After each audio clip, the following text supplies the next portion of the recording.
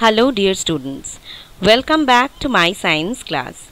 Today I am going to start a very interesting chapter, that is force and pressure. So let's jump into the lesson. Let's take a look at some interesting pictures. What do you see in this picture? A man is hitting a ball.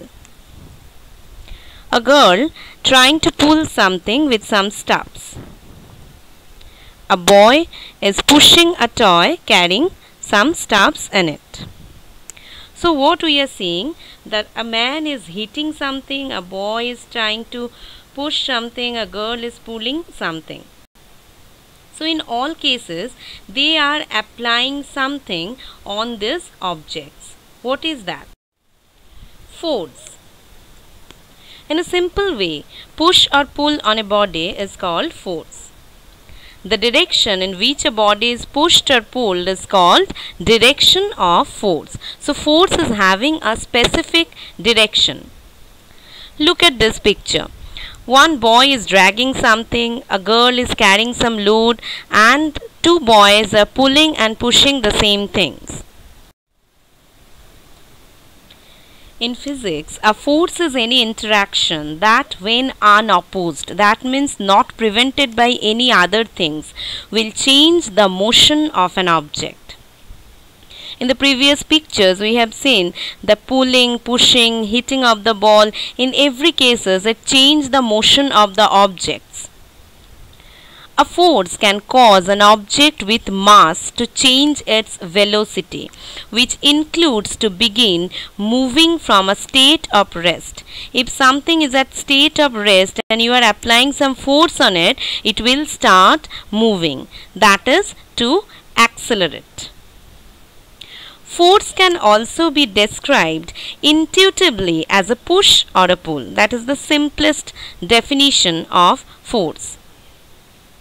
A force has both magnitude and direction, making it a vector quantity. You will read about vector and scalar quantity in higher class, but scalar quantity is something that is having only magnitude. If something which have both magnitude and direction, we consider it as vector quantity. As force having its magnitude and direction, so force will be considered as a vector quantity. It is measured in the SI unit of newtons and represented by the symbol F. Force equal to capital F, and newton we represent by capital N. Effects of force. You have seen some of the effects in the pictures. Force can make an object to move from rest. If it is in stationary condition, it can start moving. Just like that, a ball was kept on the floor or the ground, a boy is kicking it and it will start moving. A force can stop a moving object. If it was already moving and you are applying force on the opposite direction, force can stop moving of some object like this. Next, force can change the speed of an object if it is moving. Just look at the bicycle. The rider can increase its speed, can make it stop, can decrease its speed. So change the speed of an moving object. Force can change the direction of motion of an object. Just like this. The batsman can send the ball in any direction where he is applying the force. So these are the effects of force. Force can change the shape of an object. Force may cause one or more of these effects. Any one effect that we have discussed can happen while force is applied, or more than one effect. See, the applied force is changing the shape of the object. If you can see in spring or in this ball, you can see in a dough, while making the dough we can change the shape of the dough by applying force on it. Forces are due to an interaction. An interaction of one object on another object result in a force between the two objects. If a man stands behind a car, will that cause any change into the motion of the car? Answer is no.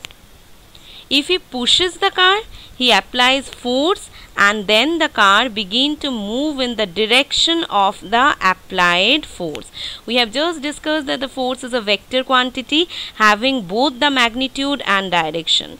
So if the force is applied to the car can start move on the direction of the applied force. If two forces act on a body in the same direction, the net force is the sum of the two forces. Like if you and your friend is pushing a body and you are applying F1 force into it and your friend is applying F2 force into it and both of you are pushing the object from the same direction. So the resultant net force that is acting on the object is F1 and F2. If you and your friend is applying force in the opposite direction, then the resultant force or the net force acting on the object is F2 minus F1. If the two forces act on a body in opposite direction, the net force is the difference between the two forces, F2 minus F1. The effect on the object depends on the net force acting on it. Now you may ask question, ma'am, if we are applying force from the opposite direction, on which direction the object will move? Answer is simple. One who is applying more force on it, the object will move on the applied force direction. Like if your friend was applying F2 force and that is more than your applied force, that is F1. So the resultant force is F2 minus F1. And the object will move on the direction your friend is pushing it, right? Let's clear your doubt even more. Just take a look. That two objects are pushed on the same direction and the resultant force is 90 Newton at the right. If it is in the opposite direction, the resultant force is 20 Newton at the right and it will move on the direction where the greater force is applied.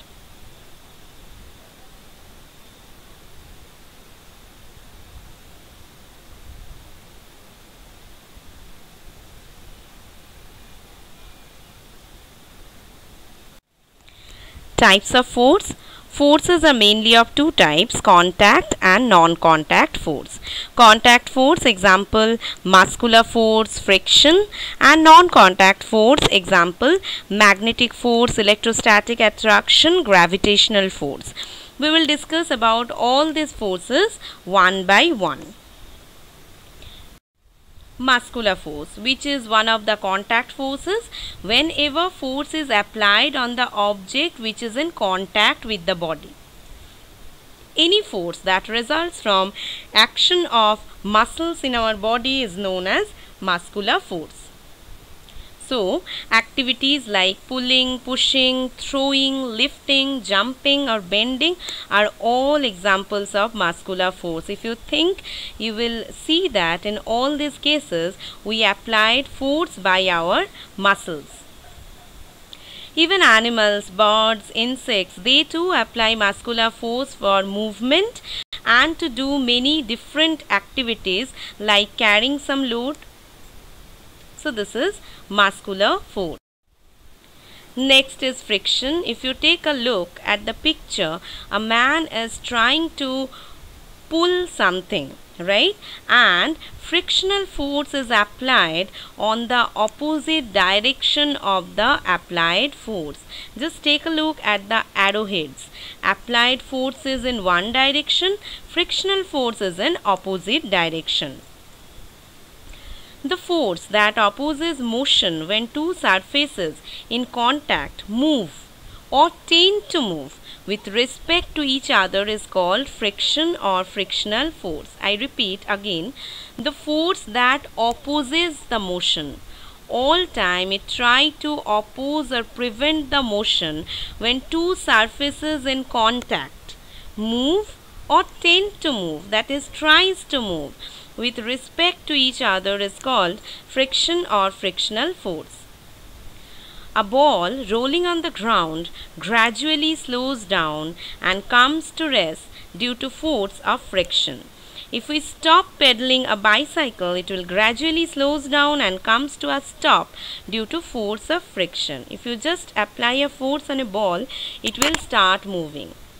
Then it will slow down and ultimately stop if any other forces are not acting on it. So one invisible force stopping the movement of the ball. What is that force? That is friction, which is applied on the opposite direction of the motion of the ball. Friction always applied on the direction opposite to the motion. What are the factors affecting friction? The friction between two surfaces depends on two factors. What are those? The nature of the two surfaces, smoothness or roughness of the two surfaces. If a surface is smooth, it provides lesser friction. If a surface is rough, it provides greater friction. So, nature of the surface is an important factor that affecting friction. Number 2, the force with which the two surfaces are pressed together. It also depends on the state of object, whether moving or static. A moving object which is heavier that pressed heavily on the surface to provide more friction. So these two are the important factors that affects friction. You have another chapter about friction. There you will learn in detail about the friction. What are the advantages? What are the disadvantages?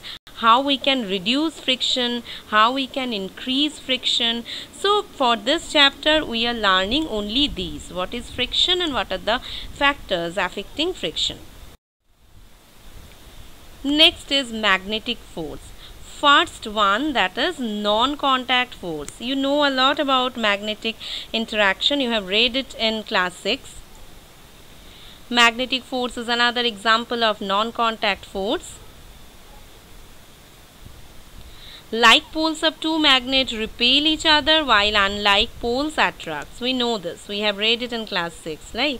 So just take a look at the picture that the like poles are attracting each other. Generally red color is to show north pole and the black color, the opposite, is the south pole. So see that the like poles are repelling each other while unlike poles are attracting each other. Gravitational force. About this force also you will learn about detail in class 9. Sir Isaac Newton was an English mathematician and physicist. Discovered gravity when he saw a falling apple while thinking about the force of nature. Then it came to its mind that why the apple is fallen down rather it's going up. So he discovered gravity. The gravitational force is a force that attracts any two objects with mass. We call the gravitational force attractive because it always tries to pull masses together. It never pushes them apart. In fact, every object, including you, is pulling on every other object in the entire universe. We all are pulling each other in the entire universe. That is the force of gravity. It is the gravitational force that makes us landed on the earth. Electrostatic force. It can be attractive. There are two kinds of charges, positive and negative. And here also like charges repulse each other and like charge attracts each other. There are two kinds of charges known to us, positive and negative. The force experienced between electric charges is called electrostatic force. The electrostatic force is also known as Coulomb force by the name of the scientist, or Coulomb interaction. It is the attractive or repulsive force between two electrically charged objects. Like charges repel each other while unlike charges attract each other. If you comb your hair, Okay, if you comb your hair, especially after shampooing, then you take the comb and just keep it near some small pieces of paper. You will see that the comb is attracting the paper. Because while friction with your hair, the comb has developed some charges on it. And this charge attracting the opposite charges that is there in the small pieces of paper. So that is electrostatic force. So in this video we have learned about definition of force, effects of force, different type of contact and non-contact force. Please see the video carefully to clear your concepts. Thank you.